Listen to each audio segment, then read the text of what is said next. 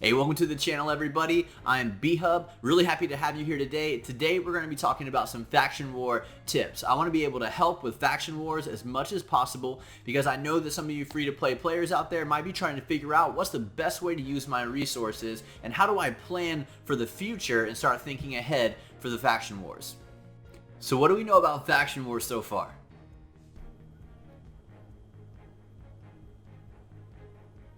Oh, come on.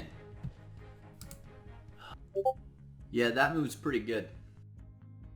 Faction Wars is hard. That's what we know about it so far. But that's not super surprising because it's designed to be some of the in-game content of this game. The game is designed around collecting heroes, and now you get to collect them of a specific faction to take on these crypts. But where does that leave you as maybe a free-to-play player or a more casual player? How should you approach faction wars, and what is the way that you can get the most value out of this new system even though maybe you don't have a huge collection of heroes yet? So here's my first piece of advice. Focus on one or two factions. Maybe already you've had some luck in getting some decent pulls from some specific factions. Focus on those. You can waste a lot of time and a lot of resources by just trying to level up a lot of different heroes to some mediocre levels. You're not going to be able to beat this stuff with level 40s or level 50s. You're going to need some higher ranked heroes, so you're going to need to invest in the best ones that you have so far.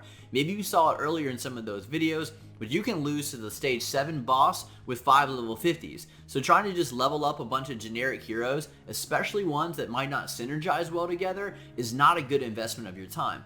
Find the heroes and find the factions that they're in that you know, I want to use this hero later on in the game. That's where you need to start. So real quick, I can use your help. I'm thinking about making some videos for faction wars where I go into each faction and I analyze which one of these rare heroes are actually worth investing into.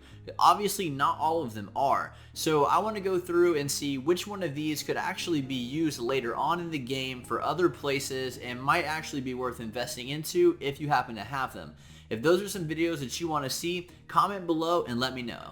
Alright, so now that you've identified maybe which one or two of your factions that you're going to focus on because of the heroes that you already have in those factions, let me show you why it isn't really necessary for you to have an amazing team on every single faction, and you can feel pretty good about being able to progress in maybe just one or two. If you click on an artifact, what you're going to see is you have a storage for your glyphs, and this storage for your glyphs is generic. You just accumulate them after every win. So the glyphs themselves are not specific to the factions who won them. Just because you won them does not mean you're the only one who can use it. To give you the example, I can just click on a random glove that I have that isn't being worn by anybody. I can click upgrade and I can click enchant, and it will just pull from the stockpile of glyphs that I have available. So you don't actually have to win them for each specific faction. Just the heroes that you have that are completing it will win glyphs for you, and everybody can use them on any piece of gear. This means that you don't have to have amazing teams in every single faction, but you really can focus on the one or two teams that you excel in to farm the higher level glyphs from the lower stages of these crypts. That means that your lower level teams are now able to just relax and farm the lower stages of faction wars for some lower level glyphs. That brings me to my next piece of advice, which is this: use every single key every single day. You might be thinking, why should I bother getting all of these 1-star and 2-star glyphs? Well, because they can add up to a pretty substantial amount. You might think, well, like 1 point of speed on one piece of gear, that's not going to do a lot. And maybe you're right, but 6 points of speed, that can be pretty substantial. Same thing with something like defense percentage, right?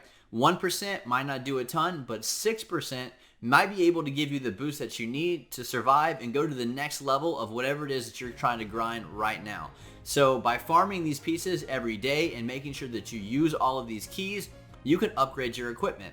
Now the other good thing is, even if you use a glyph on a piece of equipment, you can always override that with a better stat later. So if you use a 1-star glyph right now, you can use a 3, 4, 5-star later on and improve that piece of equipment. So you're really not losing out on anything by making sure that you use all of your keys and then investing those 1 and 2. Here's my last piece of advice.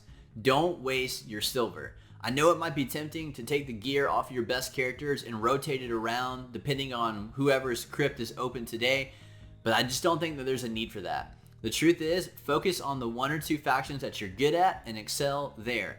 Like I said earlier, So with the factions that you're not so great at, just farm as high up as you can and make sure that you're using those keys every single day, and that's really what you should worry about. There's no need to pay the cost to unequip your gear and do that. See, J-Dog doesn't like you to do that either, so you don't have to worry about that. Now, I hope this video has been helpful for you. If it has, hit like and hit subscribe. Just remember, don't waste your resources out there, especially if you're a free-to-play player.